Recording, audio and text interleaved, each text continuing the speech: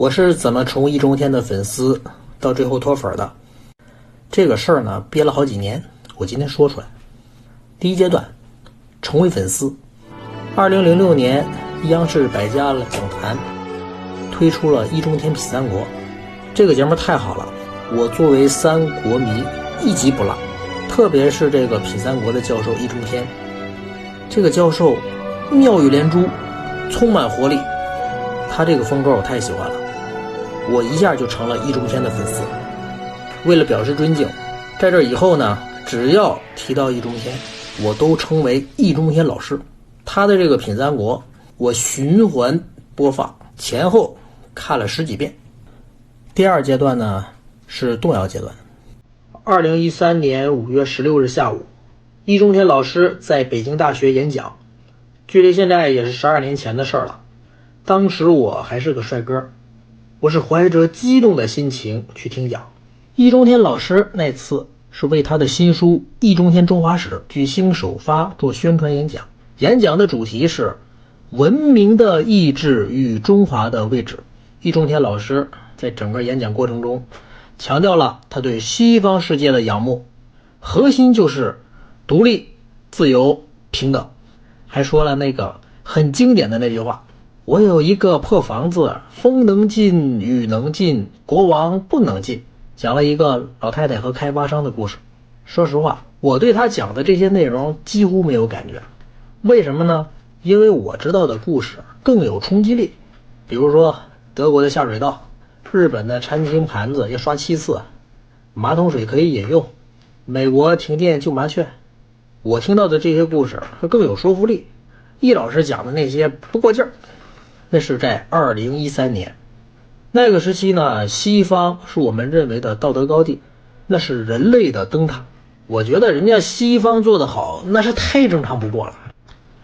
在接下来演讲内容涉及到了中华的文明史，他提出了大胆的说法，说中华文明史只有3700年，上下5000年的说法是不科学的。我是个历史爱好者，这个观点和我的历史观严重不符，但是这个偶像这么说，偶像怎么可能错呢？所以我内心很纠结。在我内心还在纠结的时候，现场大学生可没放过易中天先生。因为演讲结束以后，按照流程，现场有半个小时的自由提问。现场来自北京各大高校的学生对演讲内容可以说是狂轰滥炸来形容。易中天先生大家应该了解，可以去网上看看他的视频，他的辩论和反驳口才非常厉害，所以当时他就直接反击，可以说现场的火药味非常浓。其中一个北京大学的男同学，他直接提问，就是说你这个易中天中华史，如果将来证明书里的内容是错的，你改吗？面对这个提问，易中天先生还是低调了一下，他说那如果证明书的内容是错的，我还是要改的。后来呢，我抢到了话筒，在现场拍了拍易中天老师的马屁，就是特别强调了一下我是他的铁杆粉丝，能来到现场很高兴很激动，缓和了一下现场的气氛。当时我对我自己的表现还可以说津津乐道，因为我维护了自己的偶像。现在想起这事儿，我就想狠抽自己2嘴巴。第3个阶段呢，就是质疑阶段。我发现他这个品三国其实很多内容他说的不对。比如说他讲到刘备、孙权、曹操的基业的时候，他说刘备刚出道就有2个兄弟跟着他，孙权呢是继承了父兄打下来的基业，是现成的，只有曹操他是白手起家，无寸土可依，无士兵可用，完全是靠自己一路拼来的。这个观点我后来开始感觉不对劲，因为曹操的父亲曹嵩，他的这个太尉官职是花钱买的，这就相当于现在的3军总司令。而且按现代话来讲，能买到这个官，你不光有钱，你还得有关系，这是一般家庭能做到的吗？曹操做洛阳北部尉的时候，得罪了一大帮权贵，他没出事的原因就是因为他父亲属于宦官集团，而且还是当时的太尉、三军总司令，所以把这些事儿给压下了，他才没事儿。这是一般家庭吗？曹操起兵讨董卓的时候，曹家、夏侯家迅速纠结起数千的兵马，粮草军械快速到位，这能叫无寸土可依，无尺兵可用？他的起点远超刘备。相反，这个刘备带着关羽、张飞，倒确实是颠沛流离，无寸土可依。所以说，非要说白手起家，刘备肯定比曹操合适。还有，易中天先生评价关羽说，关羽没有政治头脑，因为孙权曾派人为儿子求娶关羽的女儿，关羽不同意而辱骂其使。这种婚姻本就是政治联姻，你不同意也不要辱骂人家的使者，这可不是镇守一方大将该有的政治头脑。这方面呢，我觉得易中天先生双标了，因为在易中天品三国第24集赤壁于云那一集说，孙权派周瑜率3万精兵与刘备组成联军抗曹，刘备想和周瑜多聊几句军事部署，周瑜根本不接话，因为他是孙权的人，他知道和刘备走得太近，说话太透。孙权会怎么想？周瑜这是对孙权的忠诚，这周瑜是懂政治，很有政治头脑。那同样的道理，关羽拒绝孙权的联姻，就是不懂政治？咱们可以设身处地的想一下，如果你是刘备，现在率领大军在四川，突然听说荆州那边关羽和孙权联姻，你会怎么想？这云长二弟，你想干嘛？我对你不够好吧？荆州以后是不是就要姓孙了？同时，刘备阵营里的诸葛亮、张飞、赵云这些人会怎么看关羽呢？如果关羽仅仅是简单拒绝，态度和蔼，这样同样会引起猜忌。事实上，我们听到的信息是，关羽拒绝了孙权的联姻请求，而且辱骂了孙权的使者，这说明关羽忠心耿耿，他这么做分明是表忠心，这能叫不懂政治吗？历史上有多少人这种事儿处理不好，被帝王猜忌，下场凄惨，没死到对外战争中，被内部人给收拾掉了。还有，因为关羽盯了荆州，易中天对关羽的表现评价是，关羽是大侠，不是大帅。这个我也有不同看法。当年为了策应刘备夺取荆南4郡，关羽发动了绝北道之战，采用了游击战术，用几千兵力拖住了曹操的10万大军。镇守荆州期间，面对曹操、孙权2大势力夹击，攻樊城、使燕七军，他的指挥能力有目共睹。就因为后来被东吴偷袭，败走麦城，他就不是大帅了。再不济，他也应该是个大将吧？说大侠肯定不合适。如果说是因为性格像大侠，那历史上的武将哪个没个性啊？西楚霸王项羽那更像大侠。易中天品三国里还有很多内容，我都是以前听着很有道理，后来慢慢的都觉得值得探讨。当然，这个时期我还是很尊敬易中天先生的，毕竟要是没有他的品三国，我不可能想到这么有深度的见解。最后就是第4个阶段，脱粉阶段。易中天中华史上市以后，我开始拜读，但是总感觉哪里不对劲，颠覆认知。比如说易中天中华史南宋风流部分，讲文天祥那部分内容，就是人生自古谁无死，留取丹心照汗青，那个象征民族情节的文天祥，我读完以后直观感觉这个人被严重高估。文天祥的那个忠烈守节、宁死不屈，这个所谓的民族精神值得商榷。为什么这么说呢？因为文中提到原话，忽必烈派人前来劝降时，文天祥的回答是，国家亡了，我只能以死报国，倘若你们宽大为怀，让我以道士身份回到故乡，来日以世除之外的身份辽备顾问，倒是可以商量。假如立即给予高官，恐怕没有意义。这是原文里的内容。